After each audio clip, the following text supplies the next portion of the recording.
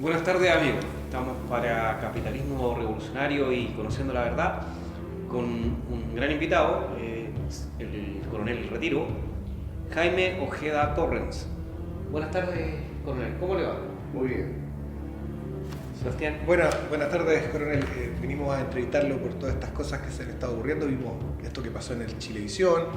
Por primera vez un oficial procesado en el caso Caravana de la Muerte, que participó enterrando los cuerpos de 15 personas después de presenciar los fusilamientos, habla con un medio de comunicación a días de que la justicia dicte la sentencia que podría condenar a cárcel al excomandante en jefe del ejército Juan Emilio Cheire.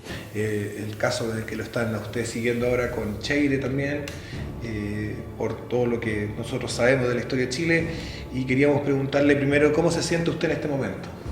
Bastante bien y con muchas ganas de seguir luchando por la verdad, por la justicia y en contra de la izquierda que ha destruido no solamente a Chile y ha sido tradicional destruir los países donde ha gobernado.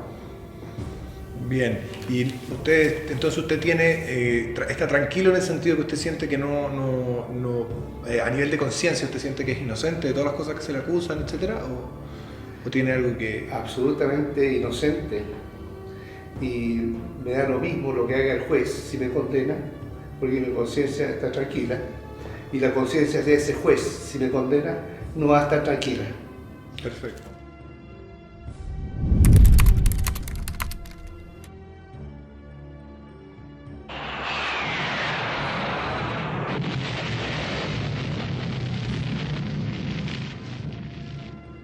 Nosotros tenemos testimonios de exministas, y dentro de ellos está mi papá, que son personas que renunciaron, digamos, a esta ideología nefasta y que reconocen que ellos tenían listas para asesinar a más de 100.000 personas si lograban derrocar a Pinochet.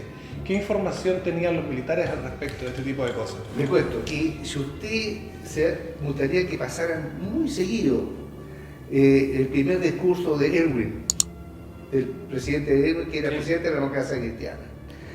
Él, dentro de todo lo que dice que está destruido el país, habla de pronunciamiento. Tuvo mucho cuidado en decir pronunciamiento, es decir, el pronunciamiento de la ciudadanía. Lo dice textual.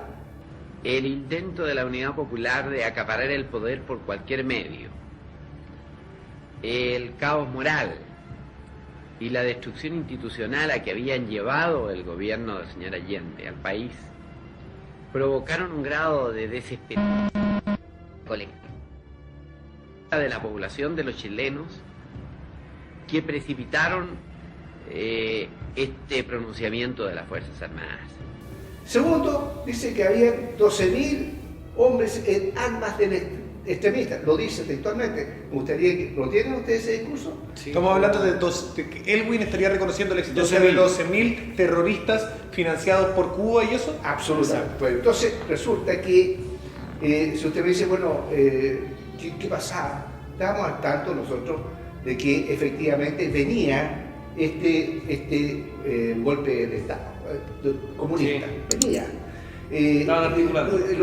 Lo decía los diarios, si usted lee los diarios de la época, el Altamirano y todo eso lo decía. Se veían los campos de guerrilleros, no creo que haber sido para jugar al tiro blanco. Eso claro, yo le estoy hablando ya entraditos en los finales de los 70, principios de los 80, cuando se comienza a articular o sea, se está articulando el MIR en las universidades, se está rearticulando el 79, 80, 81, el 82 ya nace el Frente Patriótico. Estos grupos decían, derrocamos Pinochet y después tenemos que matar a estas 100.000 personas que son tales oficiales, tales empresarios. Después de qué está. Estoy hablando del 79, 80, 81. Ah, ya, estamos se está rearticulando el MIR y se está fundando el Frente Patriótico, y ellos dicen que, o sea, las personas que han renunciado a estas organizaciones... Sepa lo siguiente... Déjeme terminar el punto. Las personas que han renunciado a estas organizaciones han reconocido que tenían listas de más de 100.000 personas que querían asesinar entre oficiales y empresarios y otro tipo de personas. ¿Qué información tenían los militares al respecto? Le digo lo siguiente. Primero, de que el MIR, y no solamente el MIR, olvídese usted, no habla del MIR, habla del Partido Socialista, del Partido Comunista y todos sus afiliares, vamos, y todos sus afines. Todo está en esa campaña, no solamente el MIR. Cuando dice usted, uno está en habían dos tipos de actores aquí, los intelectuales, todos estos que arrancan primero cuando se producen estos problemas, los comunistas, socialistas intelectuales, que planificaban, y los actores materiales, que eran los soldaditos que ponían las bombas y tenían la misión de asesinar a aquellos actores. Afortunadamente, se creó la DINA y se creó la CNI, porque si no hubiese existido la DINA y la CNI, habríamos tenido lo que pasó en Perú con Sendero Luminoso. Eso de que el país estuvo en el suelo económicamente, bombardeado por todos con estos extremistas, y esa situación habíamos vivido nosotros si no hubiese sido gracias a la CNI y la DINA. Ahora, ¿cómo pintan a la CNI y a la DINA? La pintan como organizaciones que hacían de un cuanto hay, criminales, etcétera, etcétera. Perdón, la DINA y la I enfrentaban sí a criminales y tenían que tratar en una guerra. Sí. Una pregunta, ¿el trabajo de la DINA y la CNI era muy distinto al trabajo, por ejemplo, de la CIA, del Mossad, de la Stasi, de la KGB, etcétera, y de cualquier otro organismo de inteligencia? ¿Era muy distinto o era lo mismo? No, porque tenemos que decir, todos los estados tienen todo tipo de organismos, los organismos de inteligencia de estado, que es el tema que maneja nuevamente el gobierno, y todo que son los organismos de inteligencia policiales y de la Fuerza Armada. Todos hacen lo mismo. Hay un caso que usted quiero recordar para que sepan lo que escuchan. Los derechos humanos no avala ni protege a terroristas de partida, ni extremistas ni guerrilleros, porque ellos son, por esencia, violadores de los derechos humanos. Ningún derecho humano, ni organismo de derechos humanos internacional, que habla tanto de lo internacional, persigue legalmente a aquellos agentes del Estado, de la Fuerza Armada, que tenían por misión neutralizar a estos terroristas. Y le voy a dar un ejemplo, porque es así. Bin Laden era un terrorista. Y ese Bin Laden, el gobierno de Estados Unidos, y todos lo vimos en televisión, autorizó a las Fuerzas Armadas para que detuvieran a Bin Laden, lo tuvieran preso, ¿no es cierto? Lo ajusticiaran y lo hicieran desaparecer. ¿No es un detenido desaparecido ese? Sí, claro que sí. Bueno, y si ese detenido desaparecido, ¿por qué ninguna organización de los derechos humanos del mundo, ni acá, que son los que defienden, dijo ni pío, no dijo nada? Nadie dijo, oigan, aquí se violaron los derechos humanos del señor Bin Laden. Y usted vio que Estados Unidos indemnizó a la pobre familia de Bin Laden, a sus 1000 esposas, etc. Tampoco.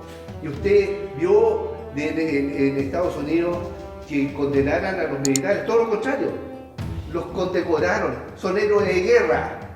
Aquí, esos es todo lo contrario.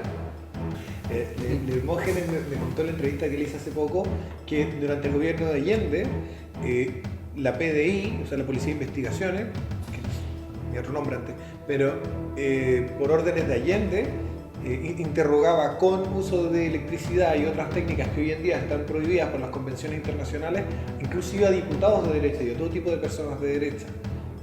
¿Usted corrobora ese relato? Pues sí, yo acabo de decirle que ese era lo usual, y la técnica usual que se utilizaban especialmente para mafiosos y para los que realmente que tienen las mismas condiciones y preparación para contra el interrogatorio con los extremistas. Pero la pregunta es clara, ¿el gobierno de Allende usó esas técnicas de interrogación con gente de derecha? Le estoy diciendo de que eso era lo normal, no solamente en el gobierno de Allende, sino en todos los gobiernos hacia atrás se usaron las mismas técnicas que usted me está diciendo. Perfecto, gracias. Los procedimientos, usted era profesor en la Escuela de Inteligencia. ¿Se puede hablar de los procedimientos de interrogatorio? Bueno, conforme a la necesidad del momento, el ejército empezó a preparar gente para hacer interrogatorio, porque no estaban preparados para interrogar, y solamente por lo que le enseñaban la gente de carabineros y de investigaciones que eran expertos en interrogatorio. Por lo tanto, había un ramo que se llamaba técnica de entrevista e interrogatorio, y ahí se usaban las técnicas profesionales y mucho más amigables, podríamos decir, para obtener, y más inteligentes, para obtener la información de los terroristas, o si había un espía enemigo, ¿no es cierto?, saber interrogarlo. Hay que partir de la base que no es lo mismo que interrogar a un mafioso, a un terrorista o un espía, ¿no es cierto? Está preparado para enfrentar el interrogatorio a interrogar a un ladrón, a un... ¿Se entiende? Lo que se usaba, lo que era usual es lo que se hizo en los organismos de inteligencia durante el gobierno militar. ¿Se fusilaron solamente terroristas? Se fusilaron terroristas. Ahora le voy a contar lo siguiente. Si usted le pregunta a un cirujano después de haber jubilado, le dice, oye, ¿cuántas gente inocente usted Sí. por equivocación o cometió un error murió? Tiene que tener siempre un porcentaje, un 10%. Margen de error. Margen de error. Bueno, en estas actividades también se cometen falsos de error. Es decir, resulta que estos terroristas no se escondían en el barrio alto, se escondían en la Vincoya y en todas estas poblaciones y usaban de escudo a la gente pobre. Entonces, como se escondían en estas poblaciones, ¿dónde iban los organismos de seguridad a buscarlos? Ahí. ¿Y dónde estaban ellos? Bueno, para operar. Normalmente cuando operan, algún daño se hace a los órganos que están cercanos. Bueno, ahí también caían inocentes por culpa de que ellos usaban cobardemente a gente pobre como escudo, usaban sus casas para esconderse. Bueno, como sectores. Vemos hoy en día como la CAM y otros grupos terroristas que hoy en día existen en Chile usan niños como escudos humanos.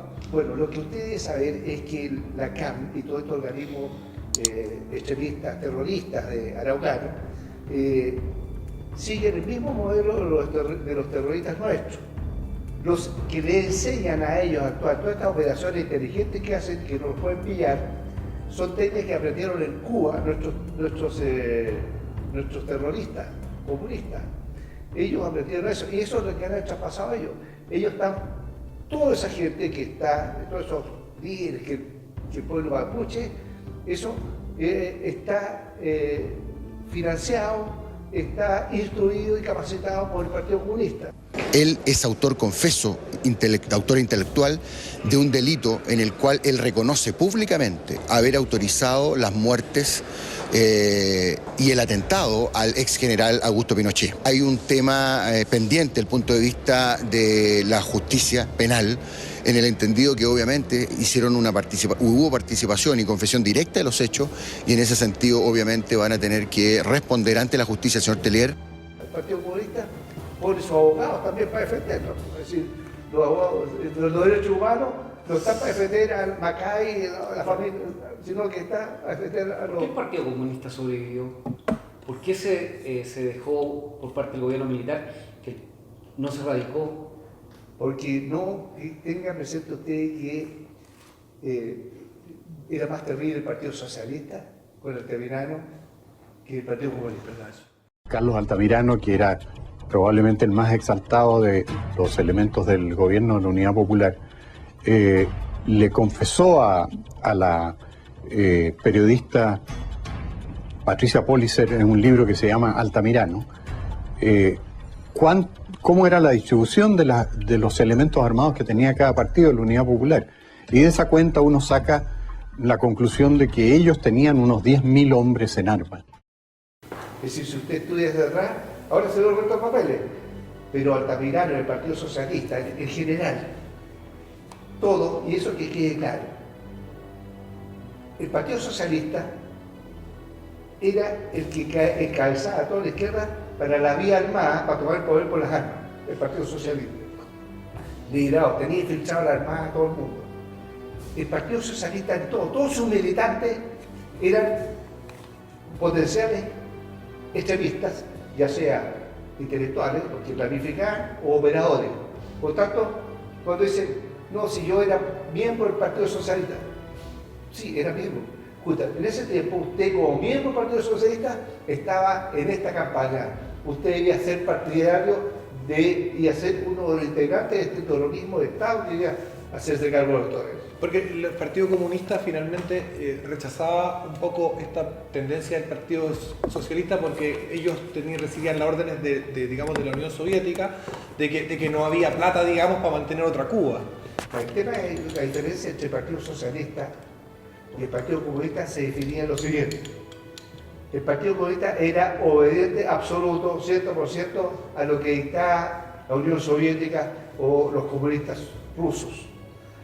En cambio, los socialistas eran más libres de eso, no aceptaban todo lo que hacía la Unión Soviética o el Partido Comunista Ruso. ¿No? Esa es la gran diferencia entre los dos. ¿Ah? Entonces, si el Partido Comunista invadía al país, ¿no es cierto?, los comunistas apoyaban, estuvieron invadidos, en cambio los socialistas, no pueden decir, no estamos muy de acuerdo. En eso radicaba, en esencia, entre un socialista y un comunista, pero todos son marxistas.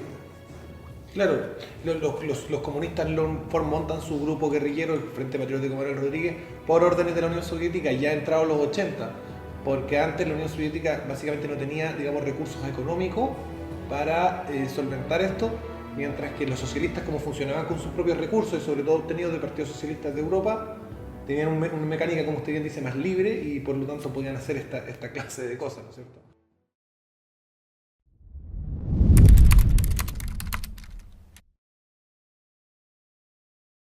Esto es como una historia que se inicia cuando el helicóptero llega a La Serena y termina posteriormente cuando se entrega el mando a los medios de comunicación. Pero en esas 3 horas en que ocurrieron estos hechos y donde finalmente termina con la muerte de las 15 personas, estas 3 horas estaban en conocimiento de aquellos que componían el regimiento de La Serena. Señor Ojeda, ¿cuál es la vinculación que usted tiene por el caso Caravana de la Muerte, específicamente en La Serena, donde se le vincula con 15 muertos? Y de relatos que dicen haberlo visto usted y hacen mención a sus rasgos físicos. ¿Qué puede decirnos al respecto de esto? Mire, lo único que puedo decir es que jamás torturé, pero no era mi incursión. Lo único que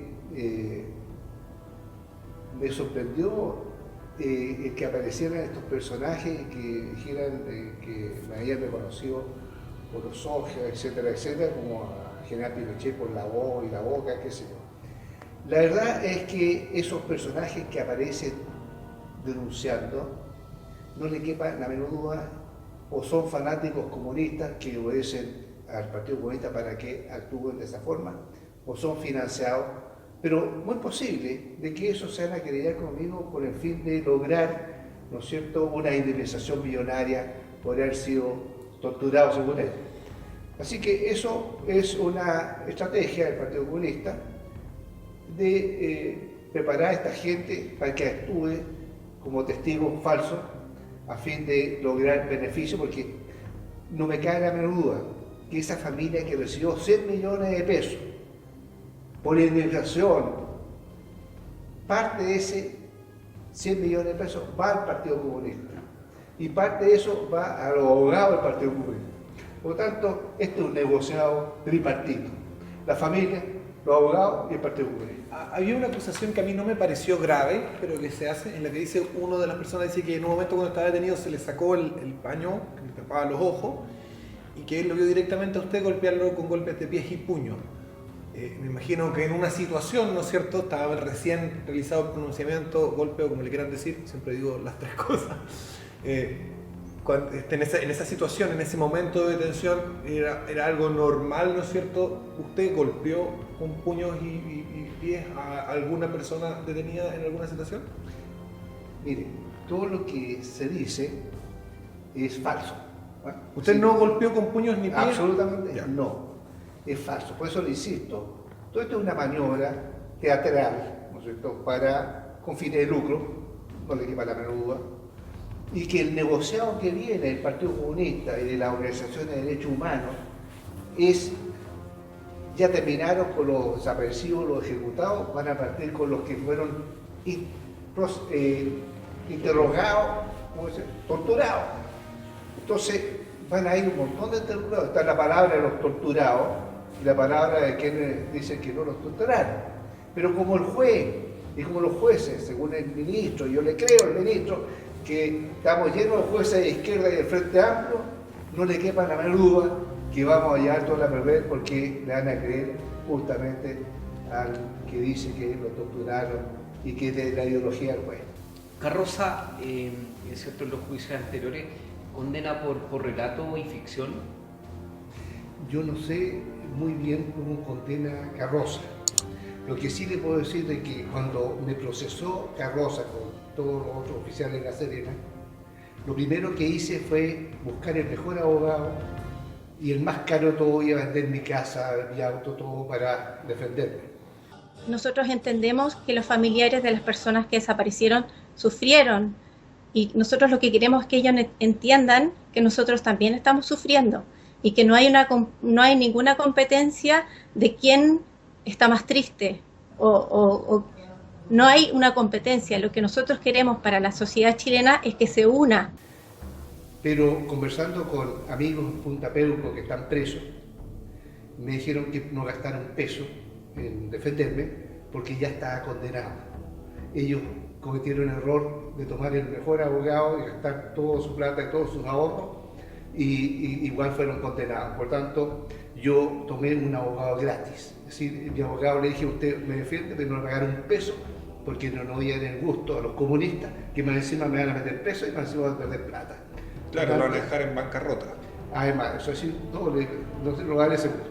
O sea, viéndolo como usted lo plantea, quiere decir que ya se considera que va a ser culpable. Claro, si conforme a la jurisprudencia y conforme a cómo juzgan todos los jueces, no sé cómo irá a juzgar esta vez Carroza, pero por jurisprudencia estamos condenados todos los que estamos procesados. Usted dice que no tienen presunción de inocencia, digamos. No hay nada. Están ya los fallos definidos y escritos por los abogados porque los que escriben los fallos son los abogados de los derechos humanos. Esos abogados son los que le hacen el trabajo a las secretarias, a los actuarios y preparan todo el tema en ese punto. No es que haya habido, no. Es conforme a las indicaciones y las orientaciones del Partido Comunista y de las organizaciones de derechos humanos afines al Partido Comunista. ¿Usted cree que Emilio Cheire Espinosa es gran responsable de la politización del ejército? Mira, el general Cheire es uno de los generales más brillantes que ha habido en el ejército. Eso sin lugar a dudas, más del jefe. Le tocó un periodo difícil, pero cometió un grave error. Era el dicho nunca más y pedir perdón por el ejército.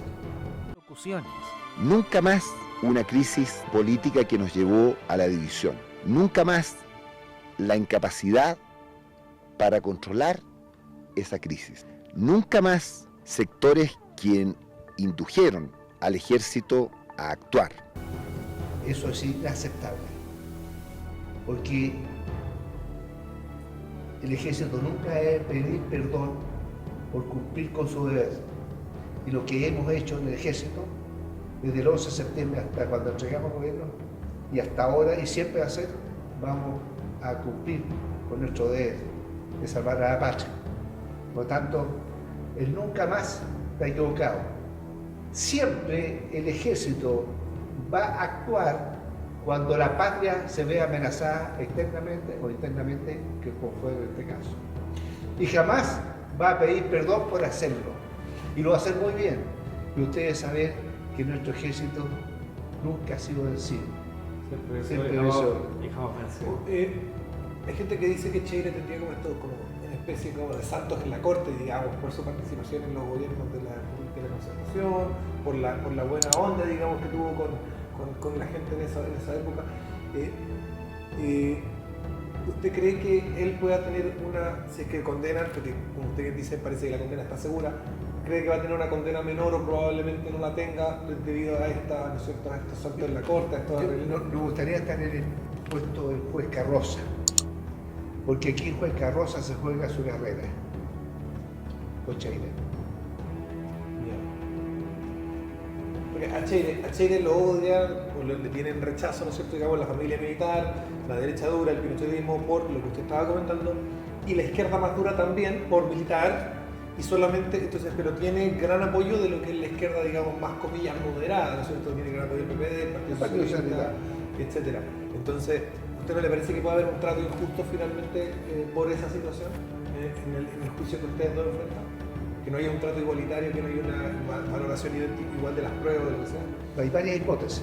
La primera hipótesis es que condenen a todos los oficiales que no seamos Cheire, porque no tuvimos el mejor equipo de abogados, ni tuvimos apoyo del Partido Socialista, ni el PPD, ni mucho menos.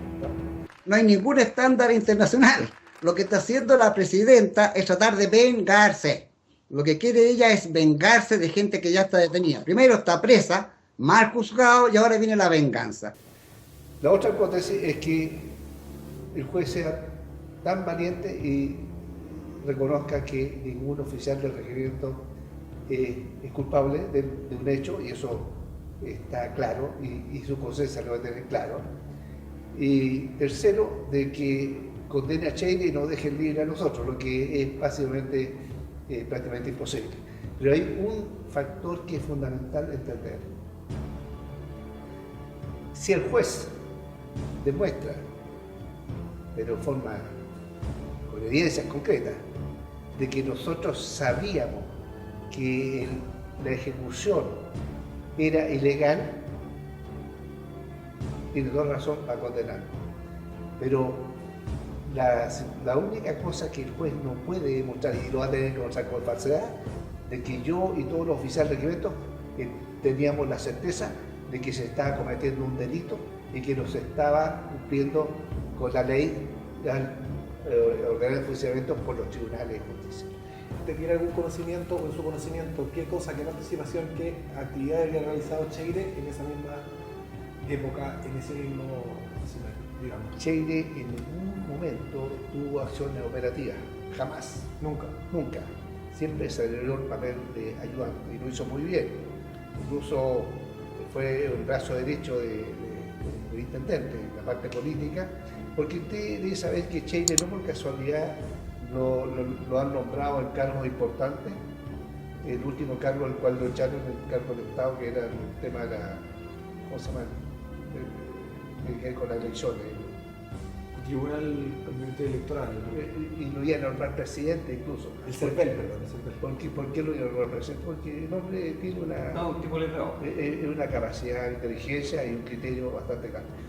Cheire es, si llega a condenar a Cheire, aunque sea un minuto, el abogado Cruz, Cristian Cruz, se va a hacer famoso porque logró condenar nada menos que a uno de los más brillantes comandantes del jefe del ejército. Y el juez Carroza también va a hacerle pasar la historia porque fue el juez que condenó. Claro. Pero usted dijo en la entrevista a Televisión que esto era un negocio, que había un lucro detrás. ¿Podría explicarlo de forma un poco más clara? Si usted ve es decir, el ministro de Justicia dijo que nuestro país había sido un ejemplo en la cantidad de miles y millones de dólares de reparación que ha dado hasta el momento. Y efectivamente, es así. Y la razón de por qué existe Punta Peuco y existe Colina y están todos presos es porque cada juicio significa 100, 200, 1000 y tantos millones de pesos a los afectados. Lo que me duele a mí no es el tema de que le paguen a un afectado si efectivamente ese afectado se lo merece. Podría haber sido la señora Juanita que en una operación de inteligencia la confundieron con un comunista o con un extremista o con un terrorista. No sé. Pero en el fondo lo que me duele es que a quienes indemnizan eran ex-terroristas, incluso los mismos parientes y de los mismos trabajos o del mismo equipo de los que asesinaron al senador Guzmán y aquellos mismos que pretendían tomar el poder por las armas. Entonces, a mí me duele que esa gente reciba reparación cuando ellos debieron reparar al país por el daño que causaron mientras estuvieron gobernando y por el daño que iban a causar en caso que se hubiesen tomado el poder por las armas conforme se lo ordenó Fidel Castro.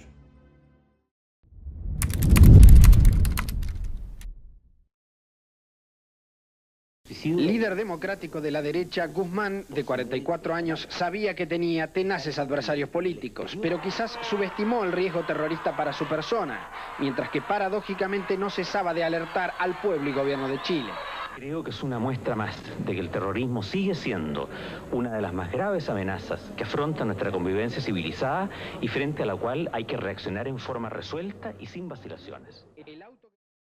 Y es que por venganza mataron a Jaime Guzmán, pero se dieron cuenta de que la venganza es mal negocio y el montaje es mejor negocio, creo yo. Es más lucrativo de mandar y encarcelar y sacar indemnización. Con respecto a Jaime Guzmán, usted tiene que tener claro, de todos los políticos que habían en esa época, el único y el político más brillante de los independientes y de la derecha era Jaime Guzmán. El Partido Comunista y los extremistas dijeron: si tenemos vivo a Jaime Guzmán, nos va a ser muy difícil lograr nuestro objetivo de venganza y de lucro, porque él nos va a recordar de una memoria, nos va a hacer tira. Por lo tanto, matando a Jaime Guzmán, sacaba la UDI, sacaba la Revolución Nacional y sacaba todo, porque ya no tienen, la derecha no va a tener un político brillante como era Jaime Guzmán. Por lo tanto, asesinaron al pez más gordo que tenía los independientes y la derecha. Por lo tanto, eligieron bien, porque usted ve los políticos que tenemos en la UDI, la derecha en este momento, los jóvenes, esos jóvenes, como el señor... ¿De los de ahora o de ese el Katz, Felipe Katz. Felipe Katz y el otro... José Antonio Katz. Felipe Katz. No, Felipe Katz es uno. Y el otro es José Antonio Katz. Sí, Felipe Katz, el joven,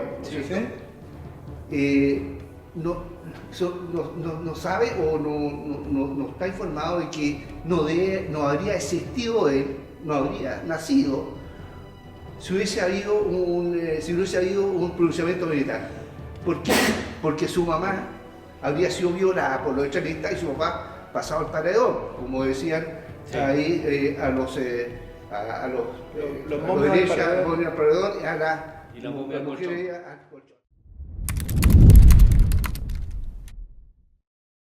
¿Qué es cierto en que Bachelet haya sido esto comandante Claudia, que era como un terrorista, que era del MIR y todo eso que se habla? ¿Es cierto eso? Bueno, esta señora, sin lugar a dudas, igual tenía doble vía.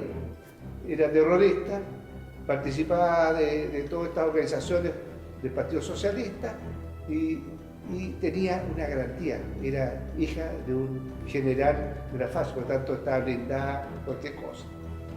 Pero es tan triste para los militares ver que quienes traicionaron a la Pacha en este momento tienen monumentos, son homenajeados.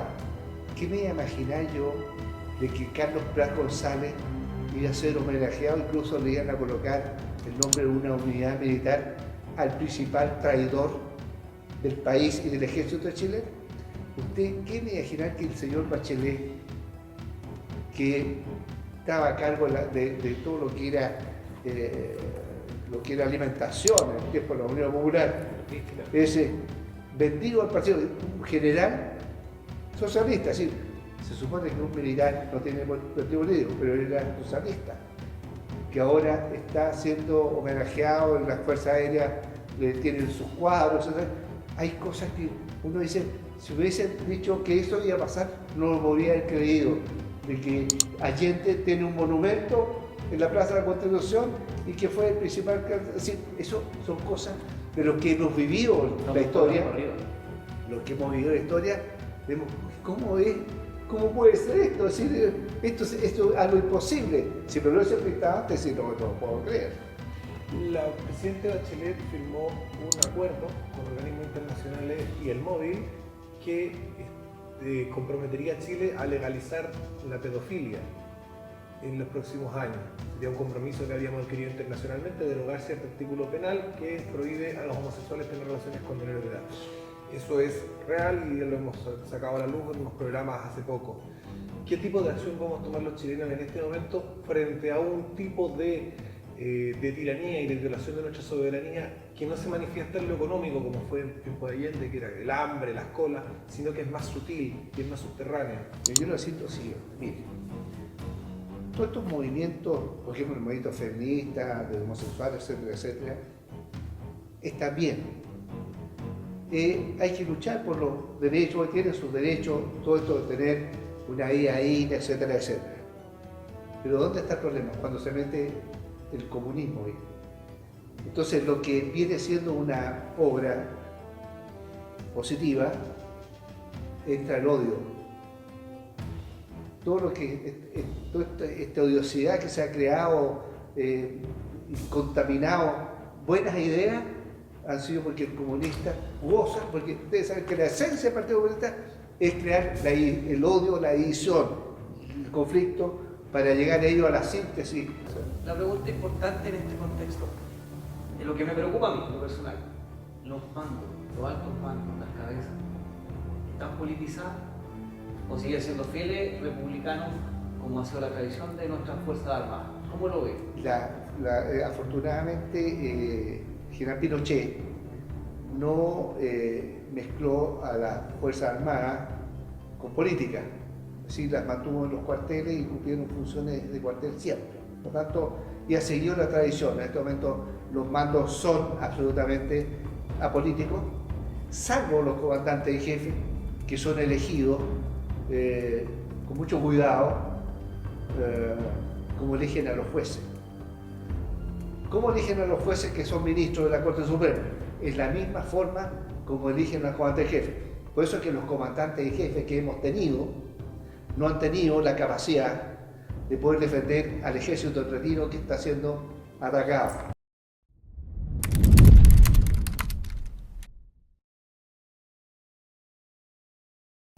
Eso es una alta tradición. No hay ningún comandante en jefe hasta ahora que pueda decir de que defendió con su cargo la justicia para sus compañeros de armas. Es más, el último comandante en jefe, yo mandé una carta a los diarios, diciendo que el último comandante en jefe había sido elegido a gusto por los antecedentes familiares que tenía como comandante en jefe. Era más confiable. ¿Era un hermano o...? El papá parece que era absolutamente de izquierda, era militar también. Bueno, pero en el fondo, se pasó a llevar a un posible comandante jefe que determinaron así las condiciones de tener antecedentes familiares o que fueran del gusto del gobierno de Bachelet. Entonces, yo digo que no tenemos ninguna esperanza que un comandante en jefe a futuro pueda ir a donde el presidente de la República, el ministro de Defensa, decirle: señor, exijo que se haga justicia por los militares que están procesados injustamente por esto, y si no, yo renuncio porque no puedo seguir en estas condiciones al mando de una institución sagrada como el ejército. Para cerrar, bueno, a disposición, no sé, las últimas palabras o lo que quiera usted concluir. Bueno, lo único que quiero a su oyente decirle que le habla un militar apolítico que sí tiene un solo partido político. Mi único partido político se llama, déjenme acordarme, Chile. No tengo otro partido político y todos los militares tenemos ese partido político y juramos por ese partido político, Chile. Todos los militares de ahora y de ayer. Y vamos a hacer lo que corresponde cuando la Pacha lo demande. El tema es que luchamos con otras organizaciones que su bandera no es Chile ni la Pacha, sino que es una ideología, como la ideología comunista, que ha destruido todos los países donde ha gobernado y está destruyendo a los que en este momento está gobernando: Corea del Norte, Cuba, Venezuela.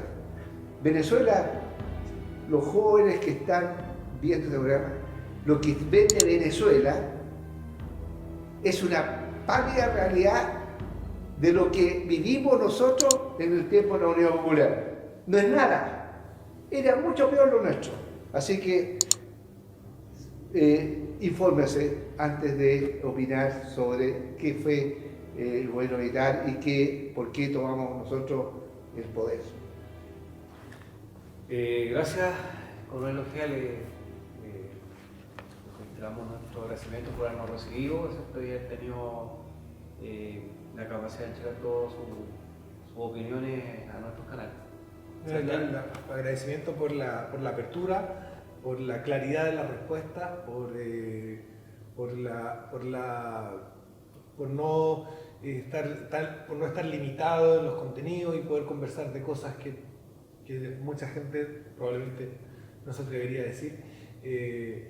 Y eso, pues, y le decimos que nuestro espacio está abierto para, si usted tiene algo que comunicar en algún momento, estamos a su disposición como medios alternativos de comunicación para que pueda expresarla a través de nuestros canales. Bien, problema. La revolución necesita de tu ayuda. Deposita, suscríbete, comparte los videos, apórtanos en el Patreon para que podamos seguir luchando por la libertad.